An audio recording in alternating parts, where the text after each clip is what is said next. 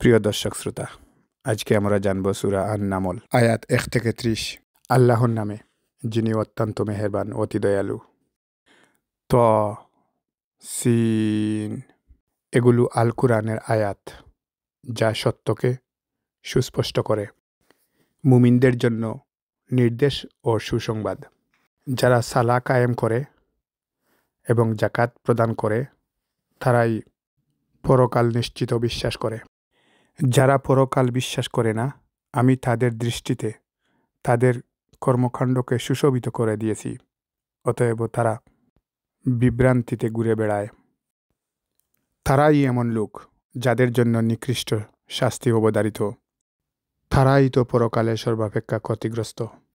হে নবী, নিশ্চয় এ কুরআন আপনাকে দেওয়া হয়েছে সেই সত্তার পক্ষ হতে, যিনি প্রজ্ঞাময়, সর্বজ্ঞ।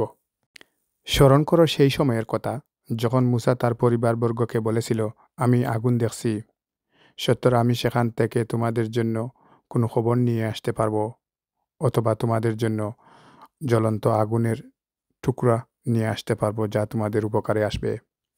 অতঃপর মুসা যখন আগুনের কাছে পৌঁছল, তখন আওয়াজ হলো, ধন্য তিনি যিনি আগুনের স্থানে আছেন এবং যারা আগুনের আশেপাশে আছে। বিশ্বজাহানের পালনকর্তা আল্লাহ পবিত্র ও মহামান্বিত। হে মুসা, আমি আল্লাহ, প্রবল পরাক্রমশীল, প্রজ্ঞাময়। আল্লাহ বললেন, হে মুসা, তুমি তোমার লাঠি ভূমিতে নিক্ষেপ করো। মুসা যখন তার লাঠি ভূমিতে নিক্ষেপ করল, তখন দেখতে পেল তার এই লাঠি সর্পে পরিণত হয়ে ছুটাছুটি করছে। তখন সে পিছন দিকে দৌড় দিল, ফিরেও তাকালো না। তখন আল্লাহ বললেন, হে মুসা, ভয় পেও না, নিশ্চয় আমি এমন, আমার সান্নিধ্যে রসুলগণ ভয় পায় না। তবে যারা জুলুম করার পর মন্দ কর্মের পরিবর্তে সৎকর্ম করে, তাদের প্রতি আমি ক্ষমাশীল, পরম দয়ালু। তারপর আল্লাহ মুসাকে বললেন, হে মুসা, তোমার হাত তোমার বগলে রাখো। তোমার হাত বের হয়ে আসবে শুভ্র নির্মল অবস্থায়, যা ফেরাউন সম্প্রদায়ের নিকট আনিত 9টি নিদর্শনের অন্যতম। নিশ্চয় ফেরাউন সম্প্রদায় ছিল পাপাচারী। ফেরাউন সম্প্রদায়ের নিকট যখন আমার উজ্জ্বল নিদর্শনাবলী আগমন করল, তখন তারা বলল, এটা তো সুস্পষ্ট জাদু। তারা অন্যায় ও অহংকার করে আল্লাহর নিদর্শনাবলীকে প্রত্যাখ্যান করল। সুতরাং দেখুন বিপর্যয় সৃষ্টিকারীদের পরিণাম কেমন হয়েছিল।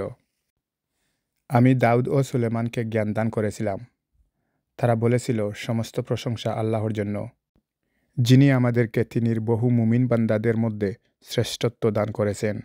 সুলাইমান যখন দাউদের উত্তরাধিকারী হলো আর বলল, হে মানুষ, আমাকে পাখির ভাষা শিক্ষা দেওয়া হয়েছে এবং আমাকে আরও সব কিছু দেওয়া হয়েছে, নিশ্চয় এটা সুস্পষ্ট অনুগ্রহ। আর সুলেমানের সামনে সমবেত করা হলো তার বাহিনীকে। তারা ছিল জিন, মানুষ ও পাখি। অতঃপর তাদেরকে ভিন্ন দলে বিভক্ত করে তার নিয়ন্ত্রণে রাখা হয়েছিল। সুলেমানের দল যখন পিপিলিকা উপত্যকায় পৌঁছল, তখন শুনল এক পিপিলিকা বলছে, হে পিপিলিকার দল, তোমরা তোমাদের গৃহে প্রবেশ করো, অন্যথায় সুলেমান ও তার বাহিনী অজ্ঞাতসারে তোমাদেরকে পিষ্ট করে ফেলবে। পিপিলিকার ওই কথা শুনে সুলেমান মৃদু হাসলেন এবং বললেন, হে আমার প্রতিপালক, আপনি আমাকে সমর্থন দান করুন, যাতে আমি আপনার কৃতজ্ঞতা প্রকাশ করতে পারি, আর আপনি আমার ও আমার পিতামাতার প্রতি যে অনুগ্রহ করেছেন তার জন্য, এবং যাতে আমি সৎকর্ম করতে পারি যা আপনি পছন্দ করেন। আপনি আমাকে আপনার সৎকর্ম পরায়ণ বান্দাদের অন্তর্ভুক্ত করুন। সুলাইমান যখন পাখিদের খবর নিল আর বলল, কি হলো, হুদহুদকে দেখছি না কেন? নাকি সে অনুপস্থিত? সে উপযুক্ত কারণ না দিলে আমি তাকে কঠিন শাস্তি দেব অথবা হত্যা করব। কিছুক্ষণ পরে হুদ এসে বলল, আপনি যা অবগত নয়, আমি তা অবগত হয়েছি। সারা দেশ থেকে আমি আপনার জন্য সুনিশ্চিত সংবাদ নিয়ে এসেছি।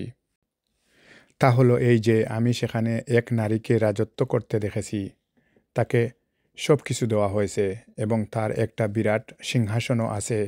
আমি সেই নারী ও তার সম্প্রদায়কে দেখেছি সূর্যকে সিজদা করতে। শয়তান তাদের দৃষ্টিতে তাদের কার্যাবলী সুশোভিত করে দিয়েছে। এভাবে সে তাদেরকে সৎপথ থেকে সরিয়ে রেখেছে, ফলে তারা হেদায়ত পাচ্ছে না। শয়তান এমন ব্যবস্থা করেছে যাতে তারা আল্লাহকে সিজদা না করে। আল্লাহ আসমান এবং জমিনে লুকায়িত বস্তুকে বের করে আনেন, আর তোমরা যা গোপন করো এবং যা প্রকাশ করো তিনি সবই জানেন। আল্লাহ ছাড়া অন্য কোনো মাবুদ নেই, তিনি মহা আরশের রব। সুলেমান হুদহুদের এই সংবাদ শুনে বলল, আমরা দেখব তুমি কি সত্য বলেছ নাকি তুমি মিথ্যাবাদীদের অন্তর্ভুক্ত। সুলেমান হুদহুদকে বলল, তুমি আমার এ পত্র নিয়ে যাও এবং এটি নিক্ষেপ করো তাদের সামনে, তারপর তাদের কাছ থেকে সরে থাকো এবং দেখো তারা কি জবাব দেয়।